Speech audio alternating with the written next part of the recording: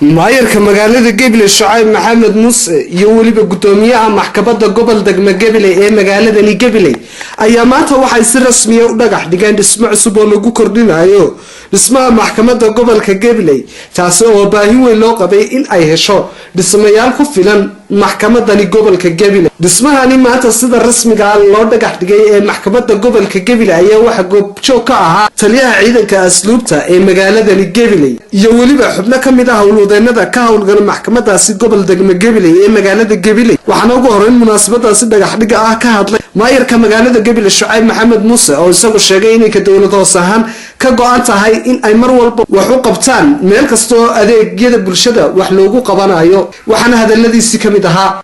maanta ka hor gudoomiyaha maxkamadda iyo garsooriyaashiisa cusub waa markii koowaad ee maaragtay laga warbixiyo ama la noola yimaado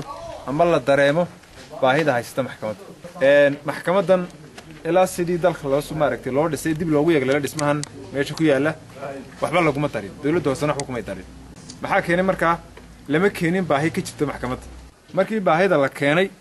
inay baahi ka jirto maxkamadda ee aanu aragnay yacni inaanay ku filayn qolalka iyo oo bilaaday tahay hoolku aanu ku filayno xeer ilaalintii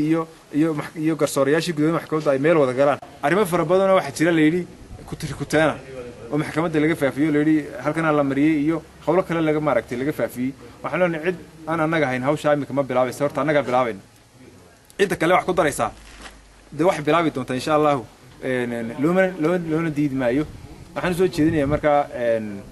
in cadaaladdu si loo sugo garsoorayaasha iyo cid kasta oo hawshan gacanta ku haysa gudoomiyaha maxkamadda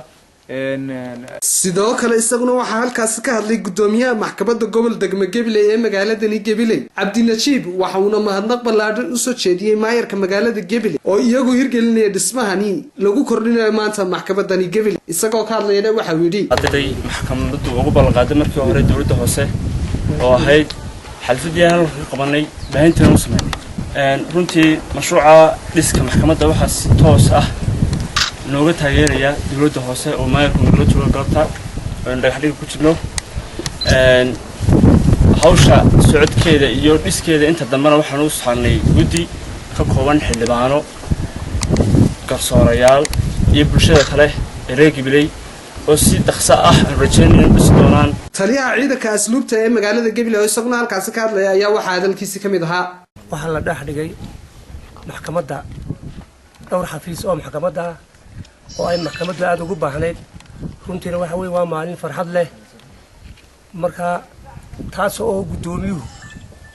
u ballan qaaday inuu dhisayo la ka qaata baahidii loo qabay dhismayaal cusub oo lagu kordhiyo maxkamadda gobol degmo Gabiley ee magaaladani Gabiley waa Maxamed Xasan Sheekh Maxamed Juba telefishinka caalamiga Samsat magaalada Gabiley.